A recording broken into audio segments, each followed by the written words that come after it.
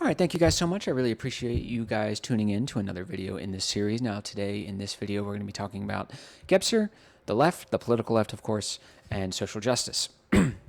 So, Gebser essentially predicted the rise of social justice. He predicted the rise of the far left, now woke left, whatever you want to call it, and jurisprudence. And in this video, we're going to be talking about the consciousness foundations, if you will, of the far left, social justice, and all this stuff.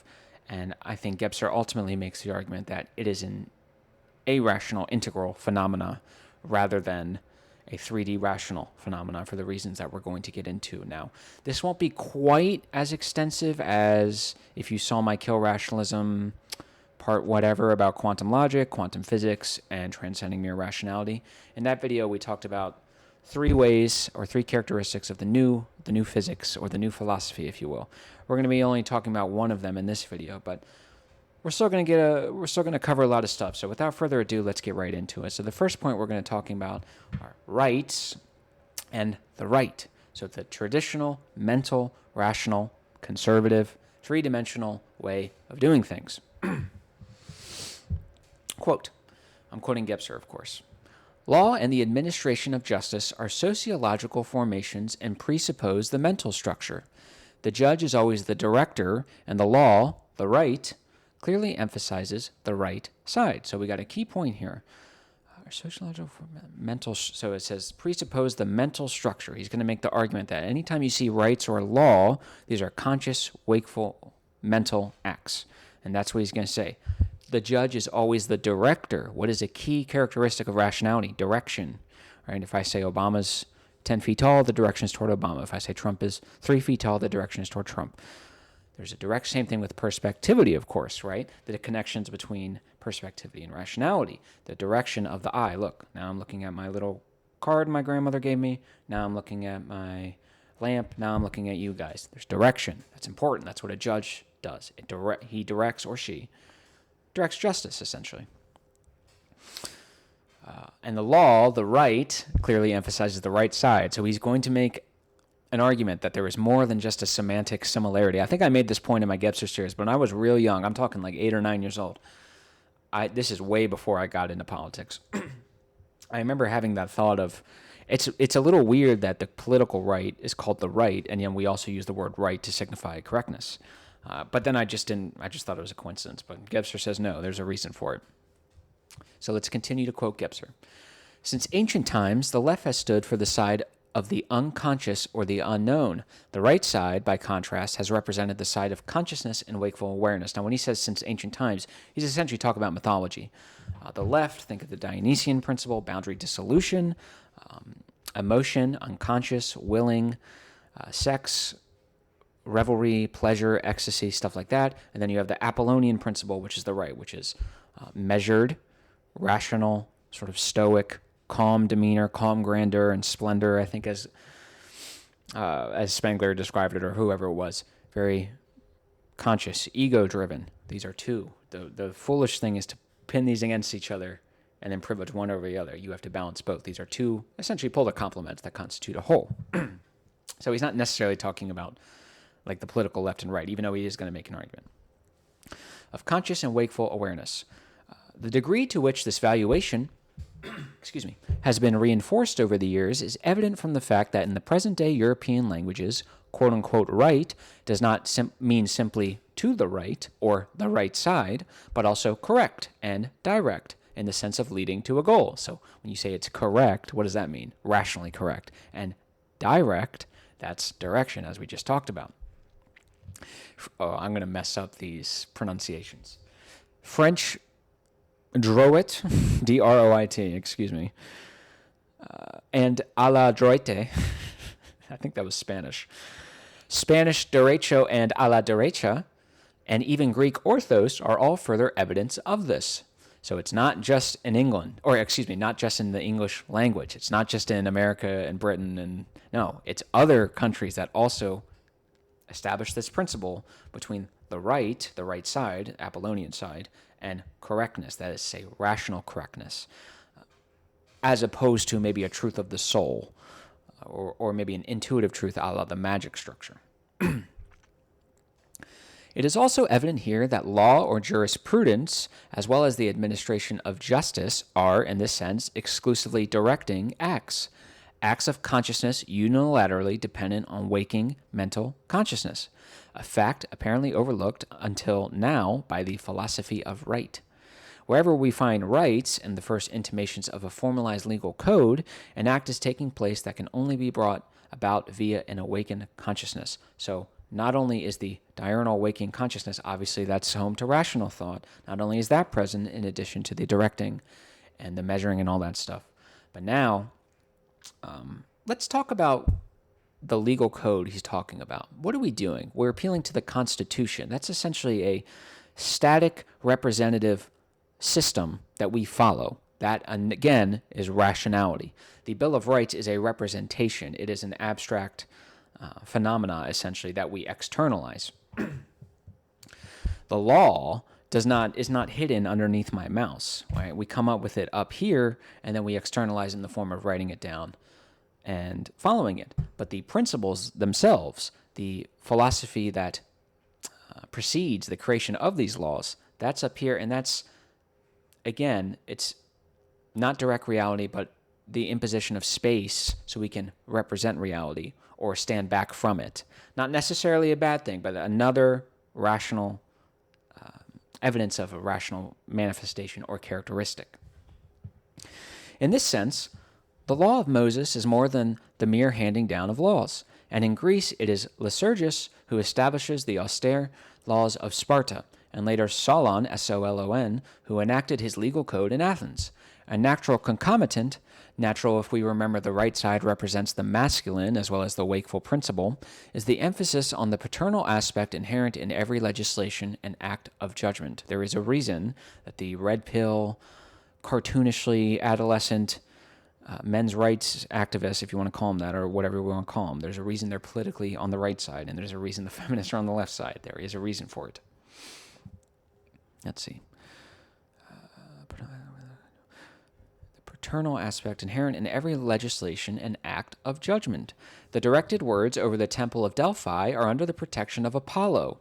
Mosaic law under that of God the Father. Moses and Lycurgus opened the age of patriarchy. Matriarchy, the sheltered world protected by darkness, that's the unperspectable world, is supplanted by being exposed in wakefulness. Now, why is that the unperspectable world? The sheltered world protected by darkness. What does that sound like? That sounds like the magic structure to me.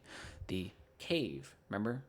Everything is united. Everything is a cavern-like. And everything is done in the dark. Why is it done in the dark? Because waking diurnal mental consciousness, that's rationality. That obviously hadn't mutated yet, so we're not working with that. And the structure, everything is dark to represent the dimly lit consciousness. So we're not really in the full waking consciousness like we would be in rationality. From this moment on, this is very, very important. From this moment on, man had to direct and judge himself. And that is what we're doing with law, is it not? We are directing with the judge, and we are judging. Judgment is obviously a characteristic of the mental structure. That is to say, rationality, same thing with direction. So that is the key point here. Now we're going to reinforce more this idea that law is a mental act. Quote, to make clear the extent to which each verdict is a mental act requiring mental foundations, this is interesting, we're going to be talking about China, we would point to less mentally emphasized cultures that lack laws. This is a very interesting way he phrased that. We would point to less mentally emphasized cultures that lack laws. That is a very neutral, fair way of describing other cultures who are non-Western and aren't as rational or rationalist as we are. The ego and the arrogance of Western man assumes that rationality is the end-all be-all of all existence. I mean, we don't take spirituality seriously anymore or religious, so what else do we have besides efficiency, essentially? We essentially view other countries as backwoods idiots. They're just morons. They deserve to, or we have the right to essentially impose our Western way of doing things because we're going to be improving their lives. Now, in a material, to a certain extent, yeah, that's true. Like in a material sense, yes, you will be improving their lives. But what you're doing is you're mangling with cultures. And when you do that, you're obviously going to create resentment, anger, and whatever you gain in terms of rational improvements are going to be so vastly outweighed by any sort of cost. Okay, so the mythical affinity still evident in modern China, for example. Remember, this was in 1955. China has modernized since, so this is not applicable to 2025 China, but 1955 China, or somewhere around there, maybe the 40s or 30s. Still evident in modern China, for example, recognizes law at best in the limited Confucian patriarchal form of regulations. For the rest, precept and taboo prevail, but they are not laws. Their place is filled by custom, as given in the old books of wisdom. The basic distinction between a law and a custom has been noted and distinguished by an observer of China. It's interesting that he doesn't mention who.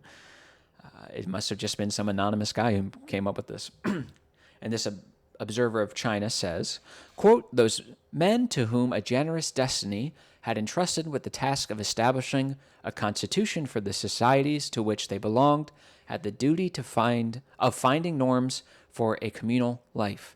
In Europe, the choice in such cases was almost always made of promulgating laws whose validity depended upon the power of the state which was able to enforce such laws." The Chinese chose another way.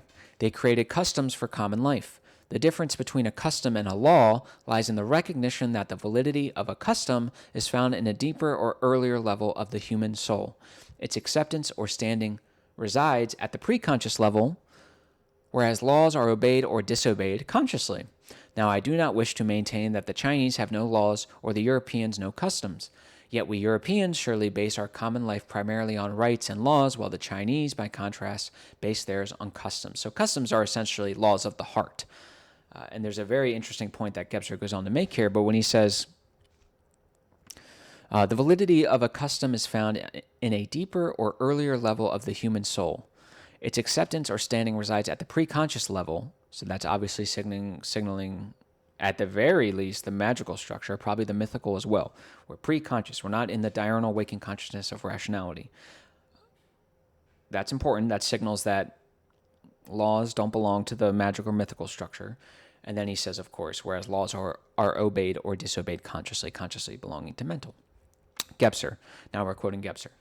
Customs, however, must not be confused with morals, since morality is always a conscious idea. But custom is what Europeans call tact. The foundation of tact is the heart, just as customs are appropriate to the mythical structure. Even today, to be tactful means to act according to custom, that is, well-mannered. Understood in this way, tact is a fulfillment of a law which is not stipulated mentally. Where tact prevails, no law is needed. Very, very interesting. Where tact prevails, no law is needed. So, in a sense, the preconscious customs are almost more important than the law, because you could go without the law, but you can't go without the customs. If you follow the customs, no law is needed. Now, realistically, is everyone going to follow the customs? No, of course not. So what do you do then? Then you have a law. So that's the first couple points about really emphasizing this idea that rights and the law and the traditional legal system are mental structures, manifestations or products of the mental structure, which means they are patriarchal, they are conservative, and Gebser does use that word. I didn't put it in this, but they're more conservative, they're more traditional, and they're more perspectival, and we're going to get into that. So the evidence indicative of change in jurisprudence, and of course jurisprudence is this idea that we need to essentially be more socially and morally conscious when creating and adjudicating laws. So we are going to be prudent when it comes to lawfare, prudent towards benefiting the collective good, the society. The first piece of evidence indicative of change in jurisprudence is the consideration of time. This second is the supersession of dualism, and the third, a tendency toward arationality. Now, in this video, we're going to be talking about one. Perhaps I will do another video talking about the others, but time was really speaking to me, and I really wanted to get this out to you guys. So we're going to talk about the consideration of time, and we're going to spend some time going over it, so don't worry. Quote, "The consideration of time has been expressed in jurisprudence in a variety of ways since the French Revolution. The law in force until then was static law. In the center of this still predominantly Roman juridical system was the fundamental inviolability of private property, which on the other hand despised labor and thus legislated only peripherally." That's a quote from W.F. Burgee. The famous statement, Whoever uses his right injures no one is an expression of this rigid absolute attitude. Because the emphasis on the absoluteness of subjective legality, possession, and property, law was spatially fixed and hence totally mental. That's what he's talking about with the static law. These laws, that's what I was talking about earlier. There are these static, abstract systems that exist up here that we externalize, but ultimately they exist up here, and they are static, and they are fixed. This is obviously signaling the same fixity of perspectival thought, which was the preceding discovery of rational thought. The temporal factor, or the factor of changed and differentiated relationships, were hardly considered. By contrast, contemporary legislation demands an increasing attention to juridical effects and allows, for example, the application of clausula rebus sic stantibus, which permits a subsequent change of fixed contracts recognizing changed circumstances. So as I just said, the fixed perspectival characteristic of the mental understanding of law, the conservative rights-driven system, is fixed. So when I sign a contract with you, and as long as that contract is upheld, there's nothing you can do. There's absolutely nothing you can do. It is fixed. You are screwed, essentially, if the outcomes are undesirable or unfavorable. Now, of course, if they benefit me, then I'm going to be very happy that these laws are fixed. But now there's this new element of legislation which says, no, it's not fixed. It's fixed under this circumstance. If your circumstances change, then we will change the contract. We are trying, at least, to transcend the fixed perspectival way of engaging with lawfare. Think of it like, I don't know if they do this, but I think if you're going to do this anywhere, alimony is probably a good idea. Think of like an NFL athlete or just some rich guy, he's getting divorced from his wife, he loses everything, and they're going off his income that he made during the NFL, but now that he's 37 and he has no money, he's expected to pay $10,000 a month. Well, he can't do that. I'm not trying to make this like a men's rights thing, but I've had people tell me who the judge told them. I had a guy in a bar, he was a little bitter, I won't lie, but he told me that a judge said, your ability to pay this obligation is wholly separate from your deed to do that, for the necessity for you to do that. That's probably a little silly. If you don't have the money, you don't have the money. I don't know what to tell you, but think of it like that. By contrast, contemporary legislation... Oh, wait, I just did that, sorry. This is tantamount to recognition of the temporal factor, the changed circumstances that I just talked about. And today's increasing practice of shortening statutes of limitations expresses a dissolution of the previous fixity and stability of law. So now we're just changing things. It's no longer fixed, no longer perspectival, no longer rigid, no longer objective. While former laws were mainly individualistic, the emerging new ones are primarily social. Repeat for emphasis. While former laws were mainly individualistic, that is to say, individual rights codified by the Constitution, the emerging new ones are primarily social, that is to say, driven towards the collective good, or, more contemporarily, social justice. There you go. Gebser predicted the rise of social justice. The basic concern is no longer the guarantee of property, but the security of work. While possessions and property are static and spatially fixed, work and accomplishment are temporal and dynamic. 3D rational, as he just said, possessions and property are static and spatially fixed.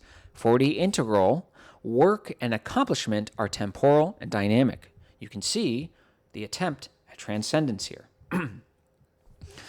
It is becoming increasingly evident that justice, in the old mental sense, is suffering losses which are not so much aimed at eliminating law as such, but rather at impairing its exclusive validity as befits the mental structure. The left element, the transfiguring factor of law since the French Revolution, introduced the left, the non-rights, into law. Ultimately, this results in a materialistic and decadent notion that right is what is useful. Excuse me. So what does he mean when he's saying that? Rights, as Gebser just outlined, were traditionally conferred upon static phenomena for the sake of justice for the individual. Integral consciousness and social justice seek to supersede the mere individual in favor of a balance between individual and collective. The problem is no such balance exists. The deficient collective has won out, as evidenced by the resurgence of communism in America, causing the rationalists to double down on their rationalism. So we've already had the irrational collectivists. That's the unperspectable world, which is to say the mythical and magical structures. Then we exclusively privilege the irrational collective. Then, with the mental structure and the Enlightenment, we exclusively privilege the rational individual. So if we're going from irrational communistic concerns or energies to individual rationalistic concerns, back to communistic irrational stuff, that's not a progression. That's not a transcendence. You've regressed.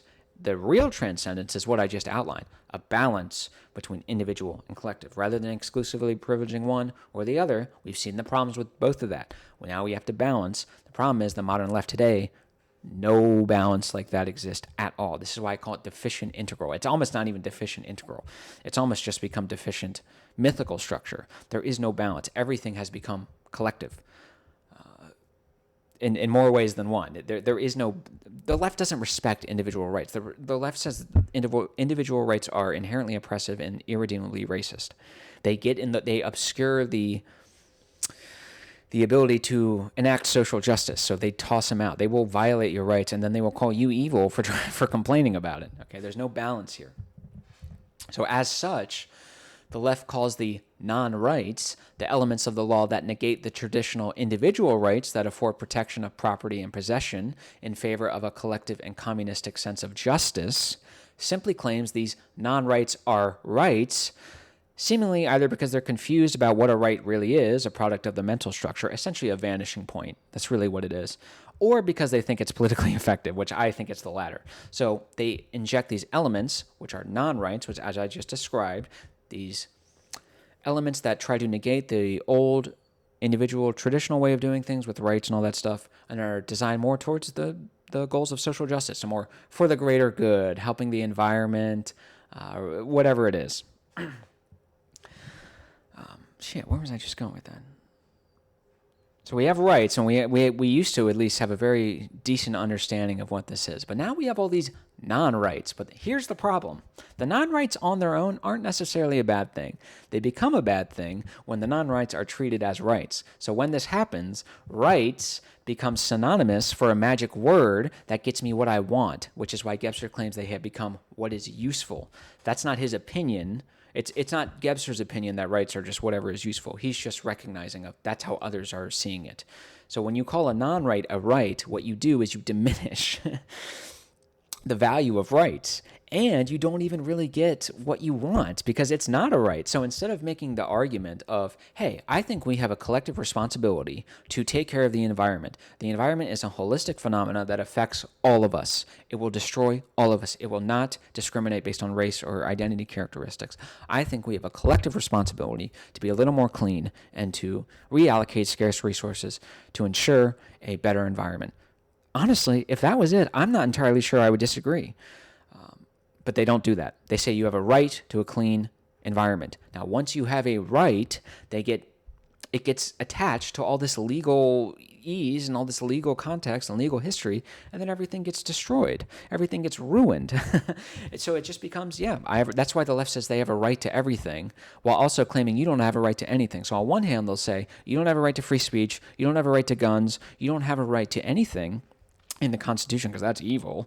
But also, this trans person has a right to be called whatever they want. You don't have the right to know their genitalia before you go to bed with them, but they have the right to be comfortable, which means you have to essentially just give them whatever they want. This is the problem when you claim non-rights as rights. We get the worst of both worlds.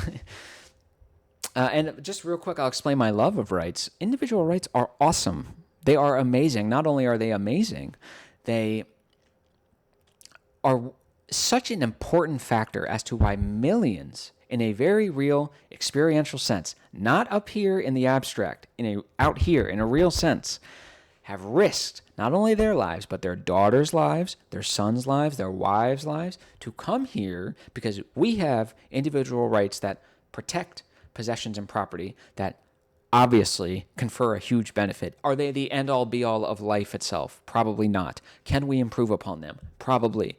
They are still incredibly important.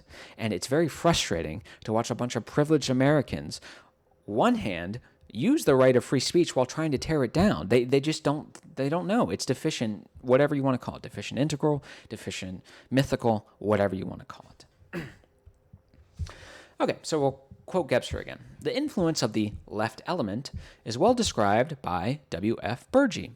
Today, the right to private property is increasingly questioned from outside by the communistic demands for expropriation and undermined from inside by the growing demands of the new legislative limitations and taxes favoring the interest of the community.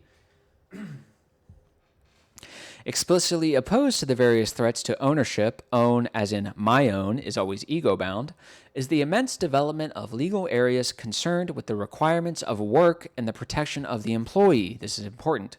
Modern legislation not only protects the personal interest of the employee, but deliberately advances employment as such, since its significance for the state and the economy is fully recognized. Think in jobs programs. We'll get there. I'll explain this more. For these reasons, labor and its representatives enjoy today an almost unlimited prestige in utter contradistinction to the conceptions of not only ancient Rome, but of pre-revolutionary Europe. Whereas work was then considered to be almost dishonorable, the conviction became ever more widespread during the last century that only those whose activity is useful to the community have a justifiable existence. So on one hand, work was something beneath us. You don't want to do it. But now there's been a shift. There's been a change in respect towards work. It used to be something we didn't respect at all and it was beneath you. Now, if you're not working and contributing to society, you don't even deserve to exist. So we can very clearly see the qualitative valuation of work has qualitatively shifted. It's gone from very low to very high. In Eastern Europe, the recognition of the right to work is inseparable from the work requirement in the interest of the community, and lapses are punishable as sabotage. Remember, this is 1955. Today, property is put on the defensive almost everywhere and endures the socio-political attacks and growing impositions by the state with difficulty and in a materially weakened form. Labor, on the other hand, enjoys maximal recognition, and its security has become a central task of modern legislation. End quote. So rather than emphasizing the impersonal, static, abstract rights that confer protections on static phenomena like property and possessions onto the individual, the new form of jurisprudence emphasizes the importance of the personal, dynamic, and temporally located worker. We've made a shift of the emphasis on possessions and property, which are static phenomena. They are impersonal. And now with integral structure, we're shifting more on the worker. And the left, in fairness to them, they got the ball rolling on this. Hold on. Thus, we see the rise in worker protections, pretty much anything that a worker would advocate for. Now, remember, as I said, the traditional mental rights, which confer protection to property and possessions on the individual, that's conservative. So the new focus, which is trying to transcend the mere impersonal property and focus more on the personal workers, that's going to be the left, of course, because the right already did their traditional stuff. So the left, there is a reason why you see the left as the side of the worker. Not nowadays, it's not so much because things have switched with Trump. But for the longest time, it was the left that was constantly advocating for a higher minimum wage, less child labor laws, better working conditions. These are all great, by the way. I think the left deserves credit for this. Now, of course, we're going to disagree that minimum wage laws are going to benefit minimum wage workers, but nonetheless, the intention is there. And I think what the left does better than the right is they have a human aspect to them. They humanize things, almost too much, but that's okay. I think I mentioned this in my first video in this series, how they were good at being irrational. I know it sounded like I was giving a backhand insult, but I'm not. I really wasn't. I was trying to be complimentary. This is what I think I was really getting at. This is what I was gesturing at. They have a human aspect. They don't just care about the impersonal possessions and property. That's not important to them. It's humans that are important. And that is a good thing. I mean, obviously, we're human beings. I mean, I think it's important to remember that there is more to the world than just the static, still phenomenon. And hey, let's guide these rather than have them guide us into misery. I think the left deserves a ton of credit for that. And you see, like I said, why they are so strong on the unions, because the shift, there's a very, very, very important shift of emphasis from static, impersonal possessions and property of the individual towards the worker. Think your Bernie Sanders types. Like I said in my notes, it's really not necessarily a bad thing. In many ways, it is a good thing. I think it is amazing that you don't have 10-year-olds working in factories or coal mines. Coal mines is a good example, too, because coal miners... unions and coal miners, I'm a little more forgiving in some industries than I am others, because there are real health and safety concerns. I mean, people are dying. People are getting cancer. You don't want that. I mean, Jesus, people, what are we doing? Come on, just to make some money. I mean, I'm a capitalist, but let's be reasonable here.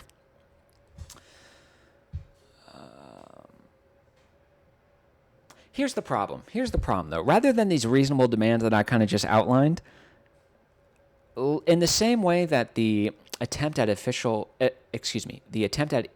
integral consciousness in the sense of balancing the individual and the collective failed and resulted in a regression into deficient mythical structure, well, now we've got the same thing.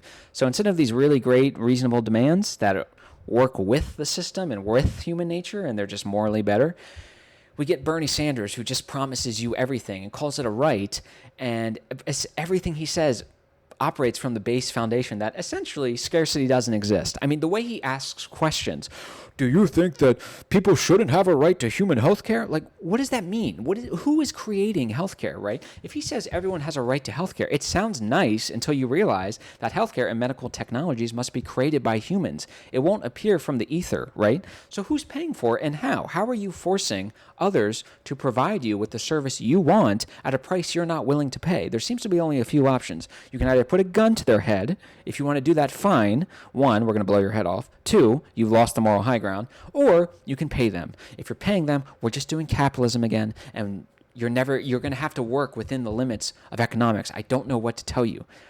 Scarcity exists. I don't know what to say. What are you trading off to get the healthcare? That's what they never want to tell you. It's whatever. But they do deserve credit for the intentions and the humanizing aspect and the redirection towards the worker. So all this stuff has become deficient. Pretty much anything that would create a utopia has been demanded for on account of it being a right. These are the perils of not understanding the deeper consciousness out of which these rights derive or came from, and the desire to negate them, too. If the left made normal arguments that were divorced from any talk about rights, that we have, like I said earlier, collective responsibility to clean the environment, or to try and assure wealth equality to the furthest realistic extent, emphasis on the last part, then we wouldn't really have a problem. But once we get into this right stuff, we just get the worst of both worlds. Neither the benefits afforded by mental rights or the collective benefits of superseding said rights, because you haven't actually accomplished what you wanted. What I gave to you with my left hand, I took for you with my right. It doesn't matter. So here are some more examples of what Gebser sees as crucial erosions of rights of ownership that all serve to protect the interest of labor. Price controls, which never work, limitations of commerce, rarely work, and new land rights and agrarian reform at the immediate expense of private property, revised social rights, clearing rights, cartel legislation, insurance, new stockholders' rights, etc. So this is why Thomas Sowell says the modern social justice movement or ideology has a long history. The social justice of 2025 and the social justice of 1925 are all the same. They're all cooking from the same ingredients because they're all being deficient arationalist. They all try to inject non-rights, which we covered, into the system of rights in an attempt to supersede the allegedly oppressive mental conception of rights and legality in favor of the collective good. Think your Neville Chamberlains, think your Robin DiAngelos. They're the same thing. It's the exact same ideology. So what did we learn here? All this social justice stuff. So as he just pointed out, it could be disparate impact. It could be price controls. It could be affirmative action and DEI stuff. Think about what's happening. We're focusing on people rather than these static, abstract rights. Unfortunately, of course, in my opinion, I've laid some of this out in some of my political videos, but I'm going to be laying it out in more detail in my political manifesto series. I'm not going to spend too much time in this video refuting all of them. This would be a 3-hour video, but all this social justice stuff. All the hyper-regulations, bureaucracy, and administration is an attempt to negate the old 3D mental way of rights, individualism, and property and possessions. We're trying to negate that because they believe that it obscures the ability to improve the conditions of the collective good in the name of social justice. So that is why in the land of freedom in America, raisin farmers, farmers who grow raisins, they can't even sell to just your neighbor. You have to get permit after permit after permit after permit. This is why in the healthcare system, which the left loves to get on their soapbox about after they ruined and made everything more expensive, they create these tribunals that essentially negate competition. So imagine if I wanted to open, I don't know, like a bakery, and before me opening up the bakery, I had to go to a board of my competitors to get approval. Now, they're going to say, no, you're going to take customers from us, so no, we're not going to let you open the bakery. That's what they do in the healthcare system. Do you think the price is going to go up or go down when we remove competition? It's obviously going to go up. So these little things, that's really what this is about. It is an attempt to transcend the 3D mental consciousness structure for 4D integral structure. It is a monumental failure, which I'm sure I'll explain in my economic video in my political series, that has unfortunately regressed into deficient mythical structure. That is my thesis for this video. I love you guys. You guys are the best. I hope you enjoyed this. I hope I was somewhat fair. I tried to give the left their props on this. I mean, if you call a spade, right? You know, if they're right, they're right. There's no need to do this bias rationalist. No, they can never be right about anything. I think that's childish. So I love you guys. I hope you guys learned something. Hope you guys enjoyed this. And let me know what you guys think. Let me know if you guys disagree. And I will see you in the next video. You guys are the best. Thank you.